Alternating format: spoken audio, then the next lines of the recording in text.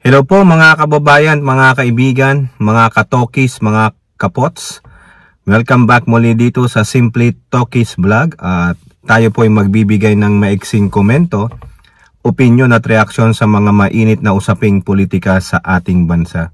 Muli shout out po lahat sa inyo. May God bless us all. May God bless our country, the Philippines, and may God bless the Marcos administration and protect it from the prophetess of kadiliman, no? So, ayan po, may bago po no?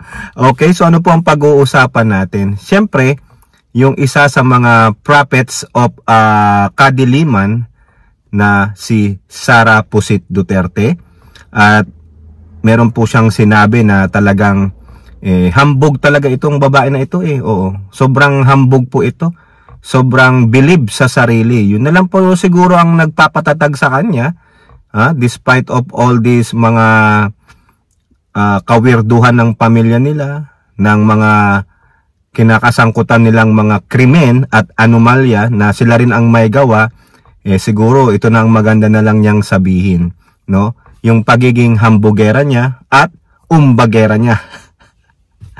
Di po ba? At ganun din po, siya po ay sinagot dyan ng isang representative ng Tingog Party List na si Jude Asidre, no? Dahil nga siyempre itong mga nasa House of Representatives, marami diyan ayaw na sa Duterte style of leadership, Duterte style of managing the country. At ito nga pong isa sa mga propeta ng kadiliman gustong humawak ng upuan ng power sa Malacanang, no? At kung ano-anong kadiliman ang pinagsasabi kasi nasasangkot po sa kadiliman ang kanilang pamilya.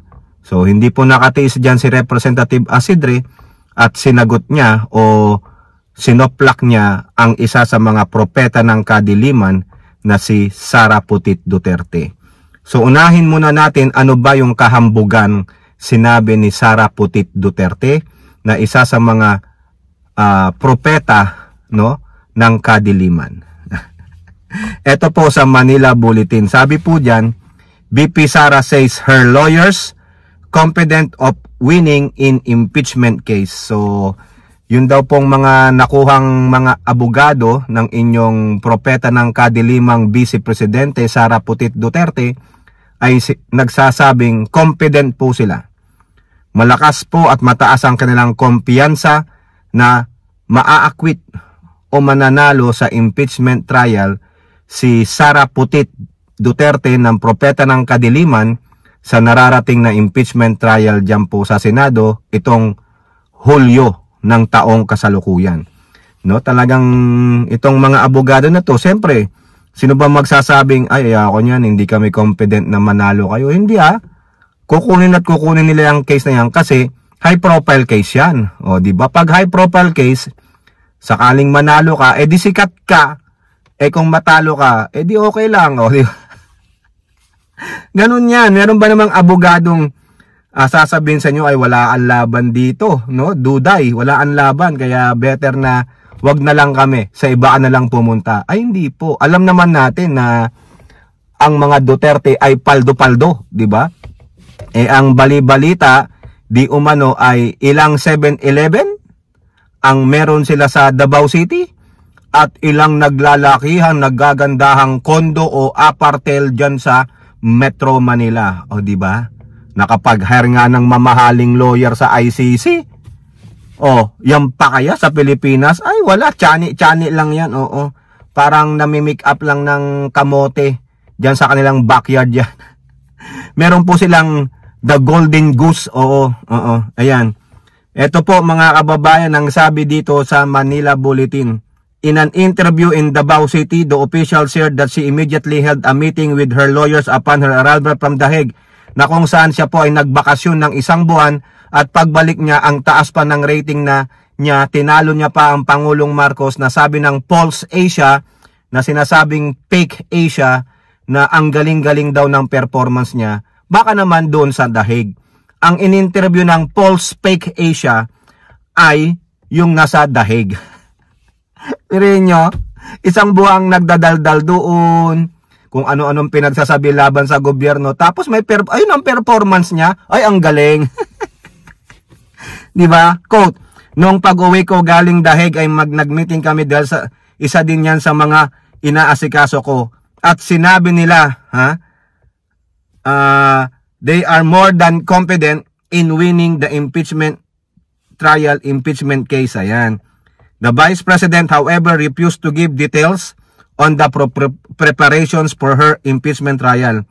Quote, "Ako naman, I am more confident." More confident siya. Yung kanyang legal team, more than confident. Ano pa ba ang tataas sa more than confident? E di kahambugan. Ganyan siya di ba? Sabi ni Sara, more confident. More confident ako, hambog ako. Sabi naman ng mga lawyer, mas hambog kami.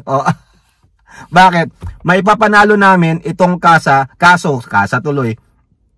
Itong kaso ni Sara Duterte, di ba? Kaya nga kinuha niyang mga lawyers yung more confident kasi siya confident lang. Bakit? Wala naman yata siya na hawakang kaso.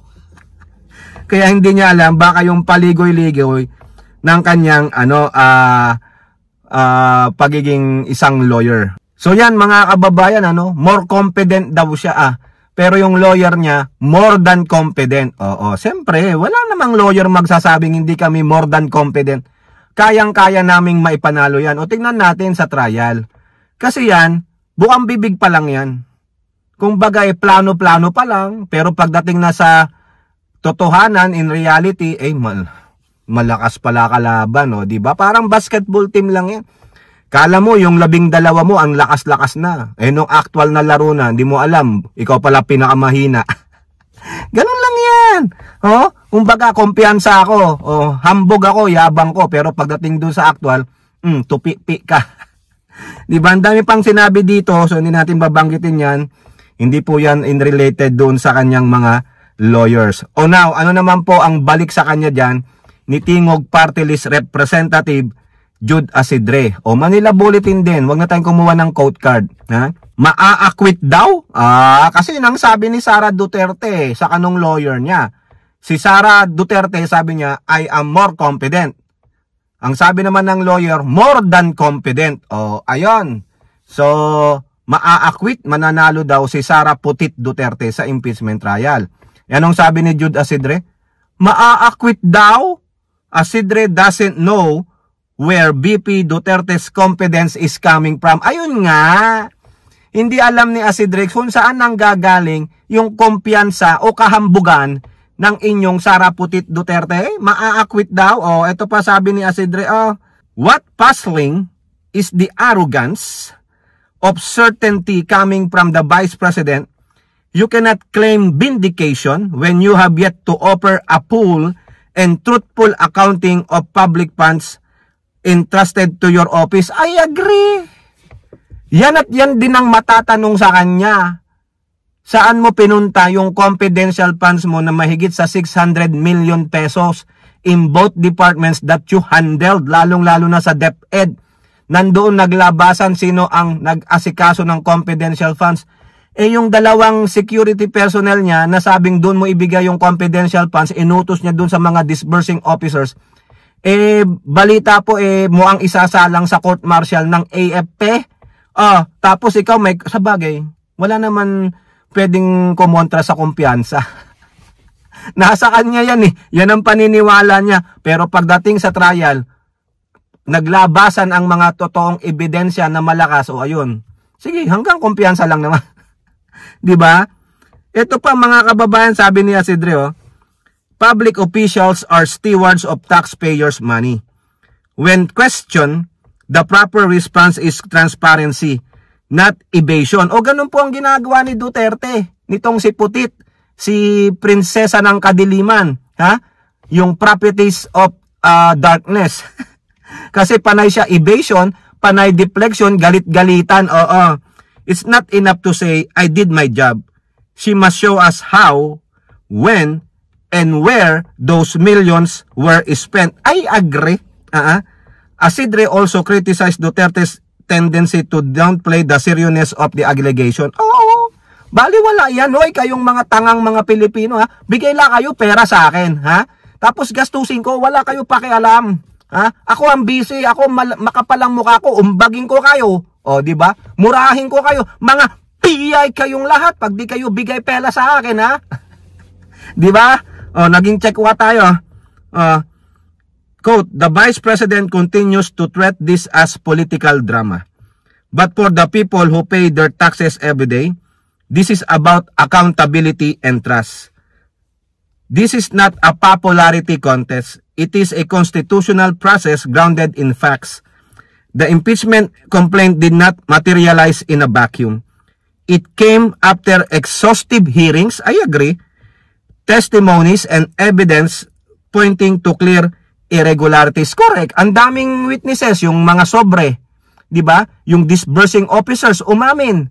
Oh, tapos ikaw o meron pa yung mga piatos, meron pa yung mga dudongs, suka, o ano pa, 'di ba? Citing the second highest ranked official of the land, Isidre reckoned that top talk isn't enough to get herself out of her predicament. Correct, yung mga pagmumura niya, yung mga PI kayong lahat, wag mong gamitin ang pangalan ko dyan. Ganun-ganon, yung mga top talking yan, hindi obra yan. Hindi yan Davao City. Hindi sapat ang tapang sa salita. Ang kailangan ng taong bayan ay tapang na magsabi ng totoo at magpaliwanag. Hindi nga niya mapaliwanag ng maayos kung saan napunta ang pondo. I agree. Kaya hindi niya mapunta kasi ano? Alam na this.